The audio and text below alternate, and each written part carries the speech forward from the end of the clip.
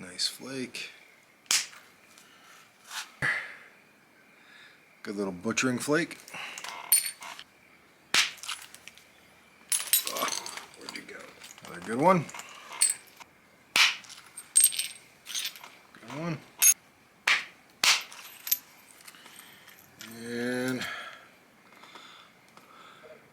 another good one right there. So with my next bison butchering class just around the corner, I'm creating a whole variety of stone tools that the students can use to take apart a 2,400 pound bison. And in reality, this is probably the largest bison that has been butchered in the past 500 plus years by stone tools in North America. One of the things that we use a lot in the bison butchering classes are stone flakes. And a lot of these flakes have a lot of different characteristics.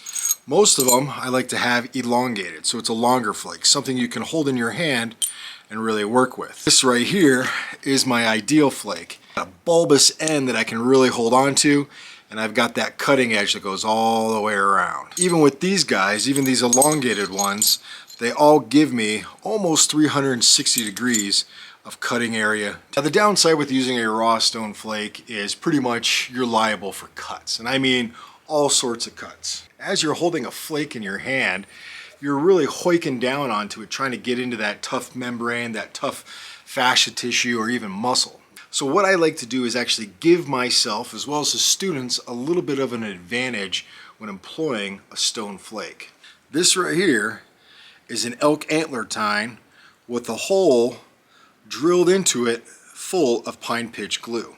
Now yes, you can hold the stone flake in your hand, but the magic comes when we connect these two. For this, I like to use an elongated flake. Heat up the back end of it, heat up just the top of my pine pitch glue, slide it on in there, and I've now created a handle for my raw flake, avoiding all manner of cuts. Old bison horn fat candle. With this, it's a real easy procedure. First and foremost, I'm gonna put a little bit of heat on my pine pitch glue. I'm just looking to soften it up so I can throw this flake in there, give it a few taps. Once it gets a little bit tacky, good to go. You don't want it running back out. I've got a hole that's probably about a ½ an inch deep into this, and when I heat it up, whether it's over a fire, a little source of a flame, and then heat up the tail end of this flake that I'm gonna drop in there, makes it very easy to push this blade into my elk antler tine handle.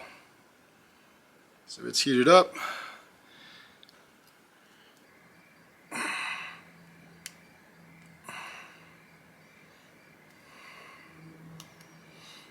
I'm pushing in there, giving it a few wiggles, take the rest of that pine pitch, just kind of put it up on the sides, give it a little reinforcement.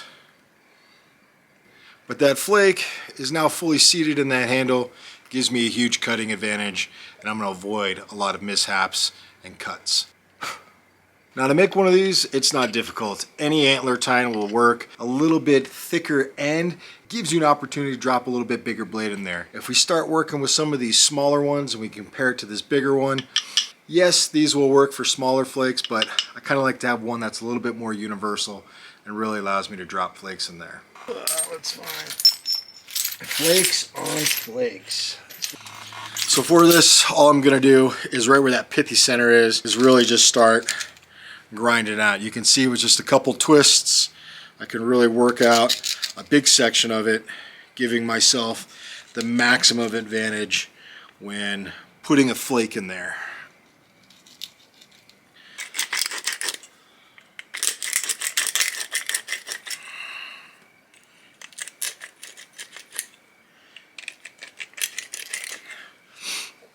Just find a little flake, something that's got some mass to it, throw it on in there, and just start twisting.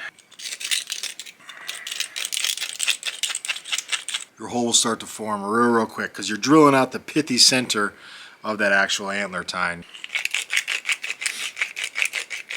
Once you've got your hole centered out and it's got a good little depth to it, it will be necessary to take a pressure flaker and just kind of shape that base of that flake so it just sits in there kind of in that sweet spot. Give it a little shoulder. You don't have to get too crazy. So even just how it is, my blade is fitting snug in there. The glue is going to make it nice and tight. Pine pitch glue, moose poo, wood char, some pine resin, and then just a little bit of animal fat. That's kind of my secret recipe, if you will. So heat it up and just start sliding it on in. Try to get as much of it in there as you can.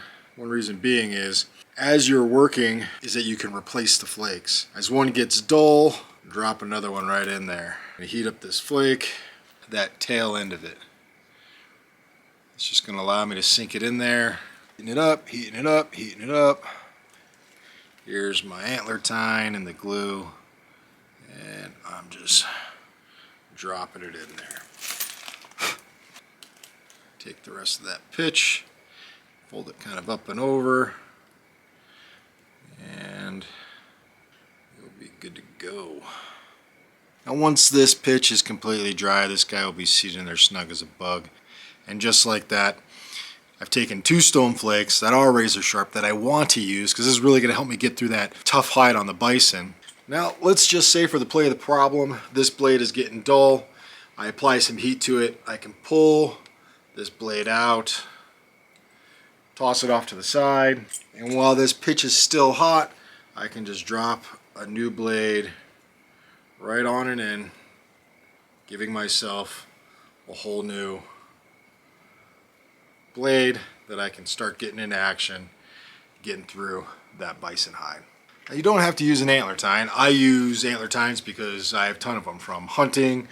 I find a handful of sheds, but most of them come from the things that I've hunted. And if you don't have an antler tine, a simple piece of wood that you've kind of split, you wedge that flake in there, glue it up, wrap it up, and you can get into action. Anything will work as long as you're extending your handle, giving yourself a little bit more kind of hoik on that handle, allowing you to cut through those tough parts on whatever your potential kill is.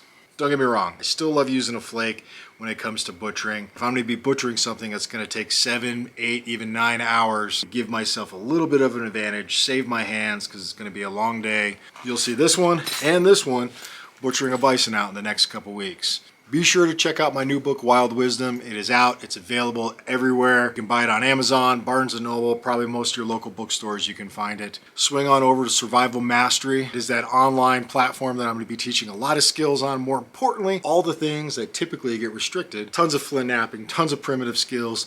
All of my hunts beyond Survival Mastery. So if you go to donnydust.com, scroll on down till you see the Survival Mastery link. You'll see my code there, which gets you a big discount. Go ahead, click that link, sign up. There's gonna be a lot of people teaching on there, from everything from homesteading to preparedness, flint napping to hunting to land nav, bow making. Sign up today. All right, appreciate you watching.